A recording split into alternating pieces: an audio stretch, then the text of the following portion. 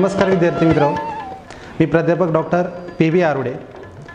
इयत्ता 12वीमध्ये आपणास मी राज्यशास्त्र हा विषय शिकविणार आहे. आपणा सर्वांना ज्ञात आहे की चालू शैक्षणिक वर्षापासून इयत्ता 12वीचे सर्व सिलेबस बदललेला आहे. आपल्या राज्यशास्त्र विषयाचा देखील अभ्यासक्रम यावर्षी नवीन आहे. यावर्षी आपल्याला इयत्ता 12वीमध्ये एकूण 6 प्रकरणं आहेत. 6 प्रकरणांपैकी आज आपण पहिले जे प्रकरण आहे हे पहिलं प्रकरण आज आपण सुरुवात करणार आहोत. पहिल्या प्रकरणाचं नाव आहे 1991 नंतरचे जग. इयत्ता 11वीमध्ये आपण 1945 ते 1991 पर्यंतच्या आंतरराष्ट्रीय घडामोडींचा अभ्यास केलेला आहे. मात्र इयत्ता 12वीमध्ये आपल्याला 1991 नंतरच्या आंतरराष्ट्रीय ज्या घडामोडी आहेत या घडामोडींचा आपल्याला अभ्यास करायचा आहे.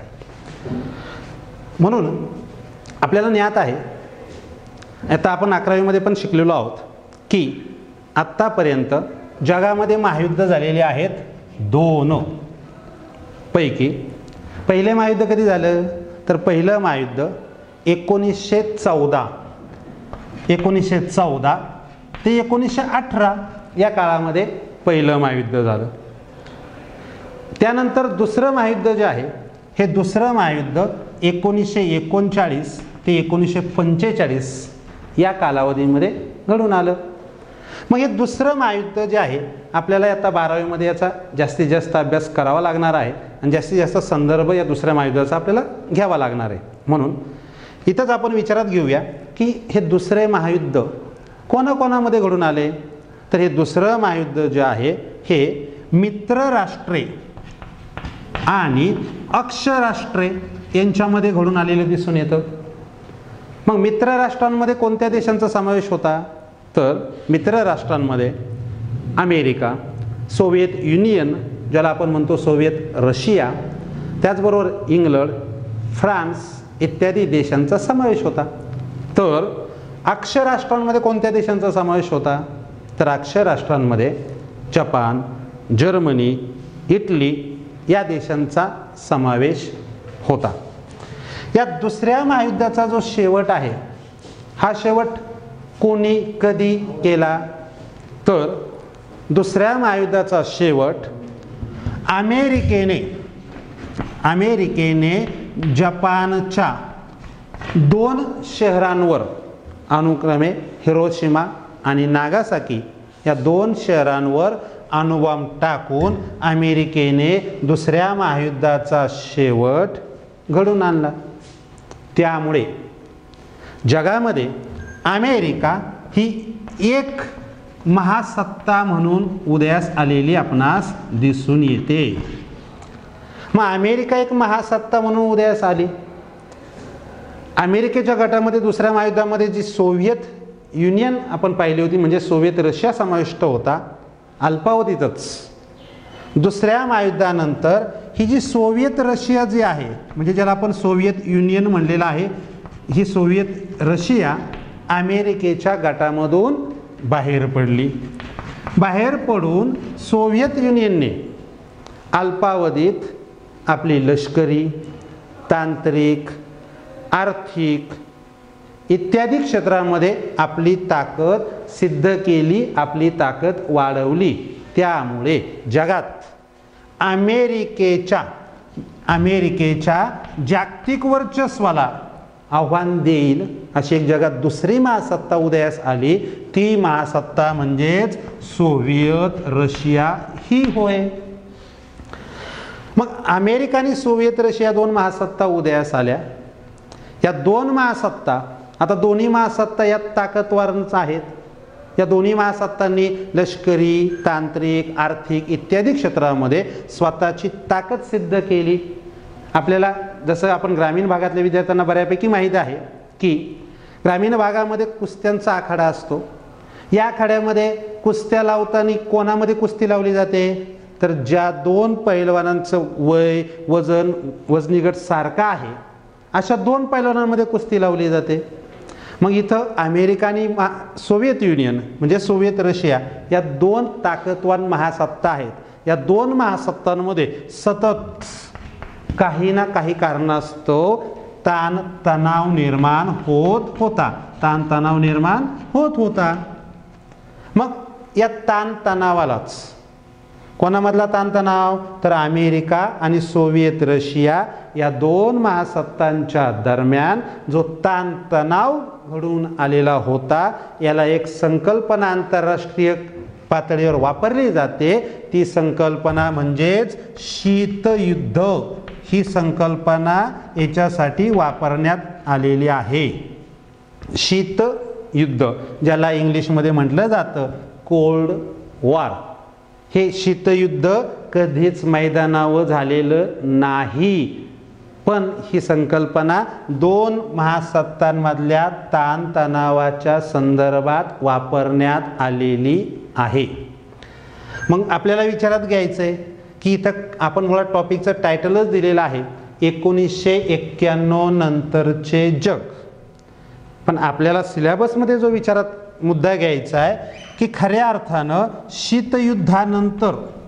शीतयुद्धानंतर जगामध्ये किंवा आंतरराष्ट्रीय पातळीवर ज्या वेगवेगळ्या घटना घडल्यात त्या घटना आहेत, घडामोडी आहेत. या घटना आणि घडामोडींचा आपल्याला 5 परिणामांद्वारे अभ्यास करावा लागणार आहे. मग हे 5 परिणाम कोणकोणते आपण वन बाय वन त्यांचा आपण डिटेल अभ्यास करणारच आहोत.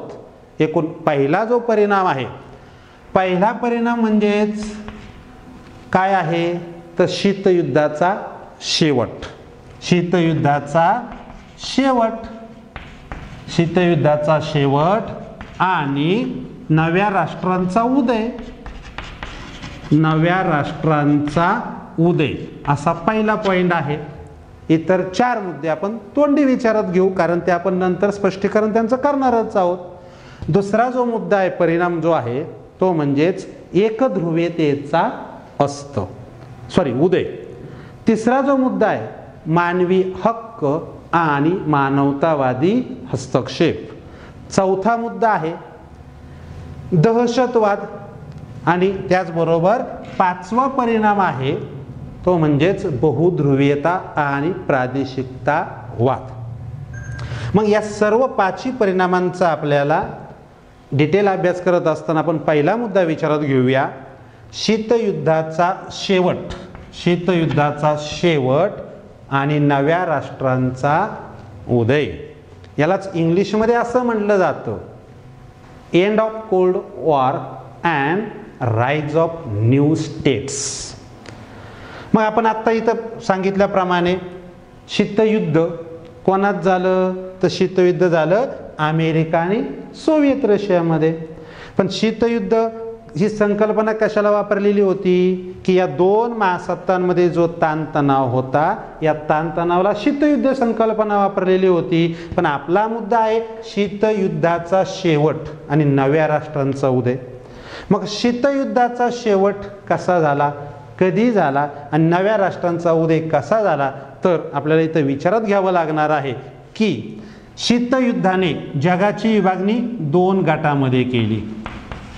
कोणते गट आहेत ते तर एक गट आहे, पहिला गट अमेरिकेचा आहे आणि दुसरा गट जो आहे सोव्हिएत रशियाचा आहे.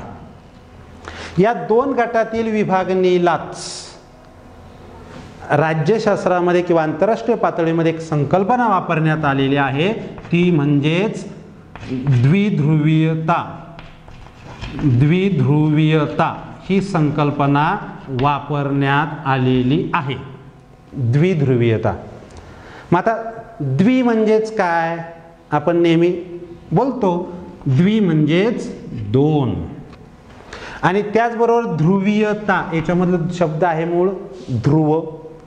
मग याच्यामध्ये 2 ध्रुव कोणकोणते की जसं की पहिला ध्रुव राज्यशास्त्राच्या भाषेमध्ये पहिला ध्रुव आहे अमेरिका आणि दुसरा ध्रुव आहे सोव्हिएत रशिया. म्हणून या 2 महासत्तांमध्ये जे काही जगाची विभागणी झाली त्याला संकल्पना वापरली द्विध्रुवीयता. मग या ध्रुवीयतेचा विचार करत असताना शीतयुद्धाचा शेवट, मग अमेरिका ही एक महासत्ता होती पहिली, दुसरी सोव्हिएत रशिया. पण सोव्हिएत रशियाचं 1991 मध्ये झालेलं आहे विघटन. सोव्हिएत रशियाचं 1991 मध्ये झालेलं आहे विघटन. त्यामुळं जगामध्ये एकमेव महासत्ता शिल्लक राहिली, ती महासत्ता म्हणजेच फक्त अमेरिकाच शिल्लक राहिलेली दिसून येते. मग अमेरिका एकमेव महासत्ता म्हणून शिल्लक राहिली. मग आंतरराष्ट्रीय संबंधामध्ये या एकमेव महासत्तेचे जे काही पुढं परिणाम म्हणता येईल म्हणण्यापेक्षा असा आपण विचारात घेऊया की आंतरराष्ट्रीय संबंधामध्ये या एकमेव महासत्तेचे जे काही प्रवाह जे आहेत, हे दोन प्रवाह आपल्याला दिसून येतात. मग पहिला प्रवाह कोणता? तर पहिला प्रवाह स्वयंनिर्णयाच्या हक्कावर आधारित, स्वयंनिर्णयाच्या हक्कावर आधारित वांशिक राष्ट्रवादाच्या संकल्पनेचा आग्रह. पुन्हा व्यवस्थित ऐका. स्वयंनिर्णयाच्या हक्कावर आधारित वांशिक राष्ट्रवादाच्या संकल्पनेचा आग्रह. आणि दुसरा जो प्रवाह जो आहे तो म्हणजेच द्विध्रुवीयतेचा अस्त. अशा दोन नवीन प्रवाहांचा जो आहे आपल्याला इथं थोडक्यात आढावा घ्यायचा आहे. मग स्वयंनिर्णयाच्या हक्कावर आधारित वांशिक राष्ट्रवादाच्या संकल्पनेचा आग्रह, या 11वी मध्ये आपण विचारात घेतले आणि ढोबळमानाने ही संकल्पना आपण वापरतो. स्वयं म्हणजे काय? स्वतः. स्वतःचे निर्णय स्वतः घेणं. आंतरराष्ट्रीय पातळीवर राजकीय भाषेमध्ये स्वयंनिर्णय ज्यावेळेस एखाद्या देशाच्या सरकारच्या संदर्भात ही संकल्पना वापरली जाते, जो देश बाह्य जगाबरोबर स्वतःचे निर्णय स्वतः घेतो असा स्वयंनिर्णय असणारा देश. आणि त्याच्यामध्ये शब्द जे आहेत की वांशिक राष्ट्रवाद. मग वांशिक राष्ट्रवादाच्या संकल्पनेचा आग्रह. मग आता वांशिक राष्ट्रवाद आपल्याला माहीत आहे की जगामध्ये वेगवेगळ्या कारणास्तव विविधता आहेत. वंश असेल, धर्म असेल, भाषा असेल, संस्कृती असेल, वेगवेगळ्या घटकांच्या माध्यमातून आपल्याला विविधता आढळून येते. मग या सर्व लोकांमध्ये काही ना काही असा एक कॉमन फॅक्टर असतो, एक समान घटक असतो की त्या लोकांमध्ये त्या घटकाच्या माध्यमातून एकजूट निर्माण करता येऊ शकते. जसं की वांशिक म्हणजे वंश हा एक घटक.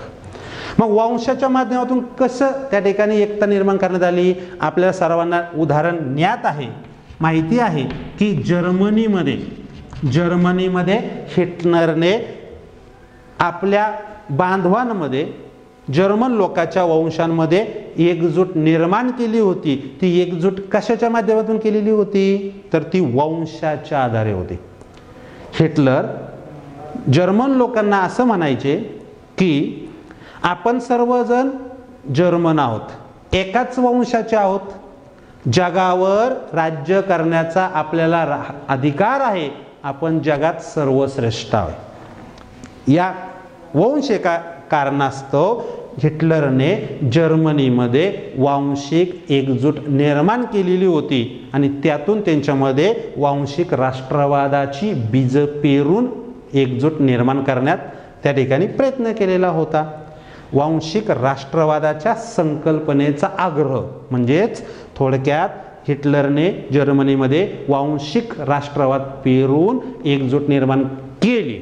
त्यानंतर आपण दुसऱ्या मुद्द्याकडे जाऊया, द्विध्रुवीयतेचा अस्त. इथं आपण वर उल्लेख केल्याप्रमाणे की जे दोन महासत्ता होत्या त्यापैकी दुसरी महासत्ता जी आहे की सोव्हिएत रशिया, या सोव्हिएत रशियाचं विघटन झालं 1991 मध्ये. त्यामुळे जगात महासत्ता शिल्लक राहिली फक्त एकच, ती म्हणजेच फक्त अमेरिका. मग आता आपल्याला यानंतर पुढच्या प्रवाहाकडे जात असताना आपल्याला असं विचारात घ्यावं लागेल की 1991 पूर्वी सुद्धा आंतरराष्ट्रीय पातळीवर काही घटना घडलेल्या आहेत. जसं की 1989 मध्ये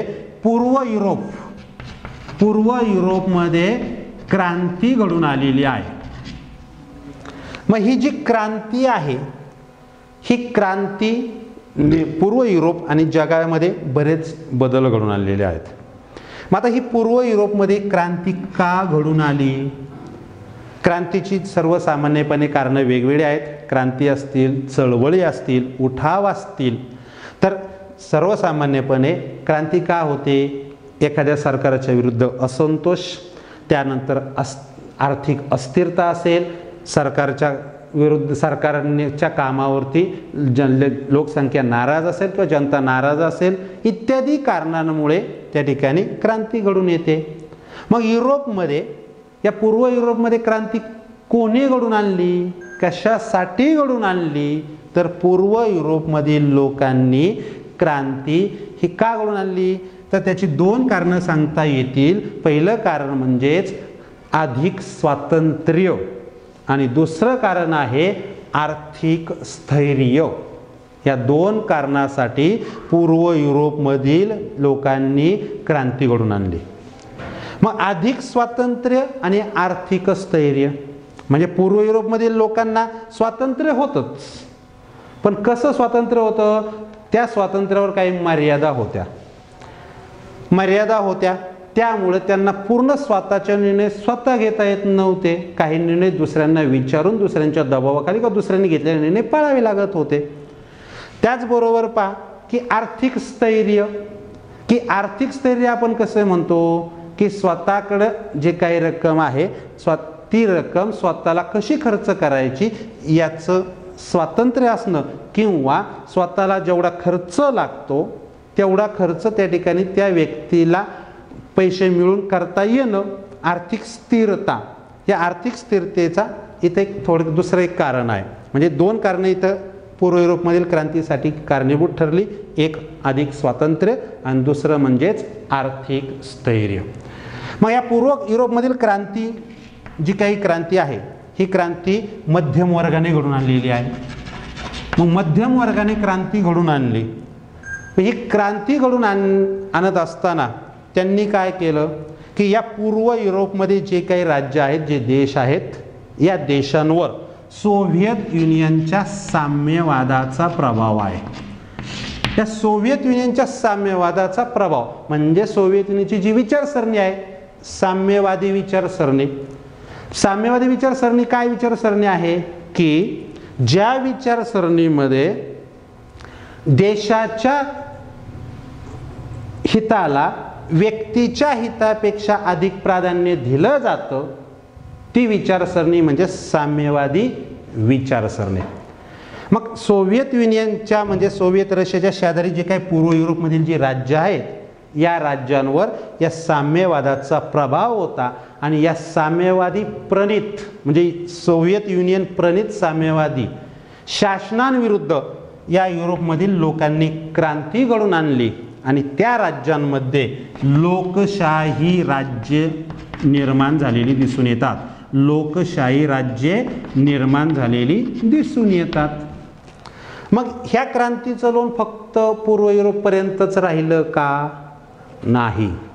तर ह्या पूर्व युरोपमधील मध्यम वर्गाने घडून आणलेल्या क्रांतीचं लोण या पूर्व युरोपबरोबरच अजून इतर देशांमध्ये सुद्धा पसरलेलं दिसून येतं. मग कोणकोणत्या देशांमध्ये हे लोण पसरलेलं आहे? तर हे लोण पसरलेलं आहे सोव्हिएत रशियामध्ये देखील. मग सोव्हिएत रशियामध्ये हे लोण पसरल्यानंतर सोव्हिएत रशियामध्ये हे लोण पसरलं. मग सोव्हिएत रशियामधील जनतेने सुद्धा त्यांना स्वातंत्र्य असेल, स्वातंत्र्य आणि आर्थिक स्वातंत्र्य असेल, स्वातंत्र्यामध्ये स्वातंत्र्य असेल किंवा आर्थिक अधिक स्वातंत्र्य असेल, या कारणास्तव सोव्हिएत रशियामधील जनतेने सुद्धा सरकार विरुद्ध चळवळी केलेल्या आहेत. मग या चळवळी इथपर्यंतच थांबल्यात का? तर नाही. तर सोव्हिएत युनियनमध्ये जी काही अनेक राज्य होती छोटी मोठी, या राज्यांतील जनतेने अधिक, ज्याला आपण म्हणतो की अधिक स्वायत्तता मिळावी यासाठी प्रयत्न सुरू केले, त्यासाठी लढाई सुरू केली.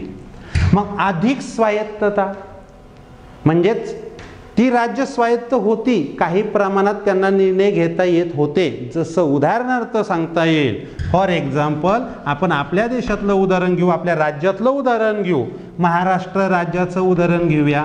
उदाहरणार्थ आपल्या भारतामध्ये जी काही अनेक राज्य आहेत त्यापैकी महाराष्ट्र एक राज्य आहे. महाराष्ट्र राज्य हे स्वतःच्या राज्यामध्ये काही टॅक्सेस लावू शकतं, टॅक्स गोळा करू शकतं, काही निर्णय महाराष्ट्र गव्हर्नमेंट किंवा सरकार घेऊ शकतं. पण असे काही निर्णय आहेत, जसं उदाहरणार्थ की परराष्ट्र व्यवहार आहेत, संरक्षण आहे, रेल्वेच्या संदर्भात आहे किंवा GSTच्या संदर्भात आहे. असे काही निर्णय महाराष्ट्र राज्य स्वतः घेऊ शकत नाही, तर त्यासाठी महाराष्ट्र राज्याला केंद्र सरकारवर अवलंबून राहावं लागतं. म्हणजेच महाराष्ट्र राज्य पूर्णपणे स्वायत्त आहे का? तर स्वायत्त नाही. मग स्वायत्त नाही तर याचा अर्थ अधिक स्वायत्त नाही, म्हणजेच महाराष्ट्राला अधिक स्वायत्तेची गरज आहे असं आपल्याला वाटतं. सेम त्याच पद्धतीचा मुद्दा इथे विचारात आपल्याला घ्यावा लागेल की सोव्हिएत युनियनमध्ये ज्या चळवळी झालेल्या आहेत, या चळवळी या स्वातंत्र्यासाठी आणि त्याचबरोबर काही राज्यांनी जे काही लढाई सुरू केलेली होती ती अधिक स्वायत्ततेसाठी केलेली होती. ठीक आहे, आपण थांबूया.